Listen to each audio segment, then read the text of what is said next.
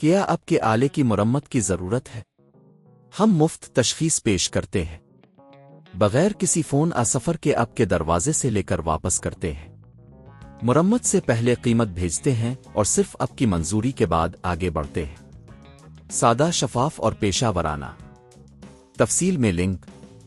Dyson HS01 vacuum cleaner میں بندش کا نظام تبدیل کرنا ایک سادہ عمل ہے جو آپ خود بھی کر سکتے ہیں۔ اس ٹیوٹوریل میں ہم آپ کو قدم با قدم رہنمائی کریں گے۔ ضروری اوزار: 1 سکریو ڈرایور، 2 نیو بندش کا نظام، 3 حفاظتی دستانے۔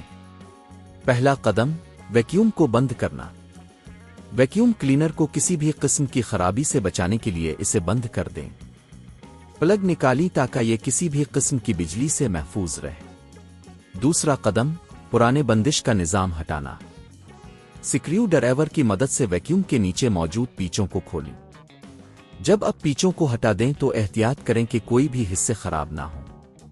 اگر پرانا بندش کا نظام سختی سے لگا ہوا ہو تو اسے ہٹانے کے لیے تھوڑا سا زور لگائیں۔ تیسرا قدم، نئے بندش کا نظام لگانا۔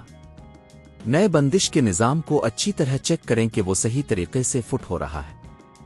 اسے اپنی جگہ پر رکھیں اور پھر سکریو ڈرایور کے ذریعے پیچوں کو مضبوطی سے بند کریں۔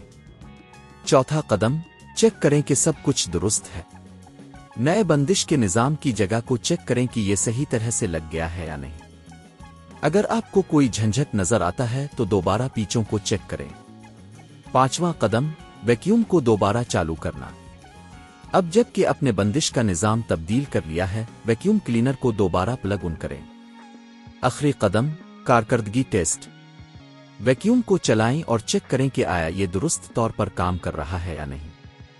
اگر سب کچھ ٹھیک ہو تو اپنے کامیابی سے بندش کا نظام تبدیل کر لیا ہے۔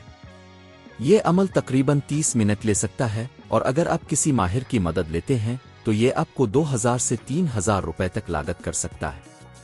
خود یہ کام کرنے سے نہ صرف آپ کی رقم بچ جائے گی بلکہ آپ کی ویکیوم کی کارکردگی بھی بہتر ہوگی۔ کیا آپ کے آلے کی مرمت کی ضرورت ہے؟ ہم مفت تشخیص پیش کرتے ہیں، بغیر کسی فون سفر کے آپ کے دروازے سے لے کر واپس کرتے ہیں۔ مرمت سے پہلے قیمت بھیجتے ہیں اور صرف آپ کی منظوری کے بعد آگے بڑھتے ہیں۔ سادہ، شفاف اور پیشہ ورانہ۔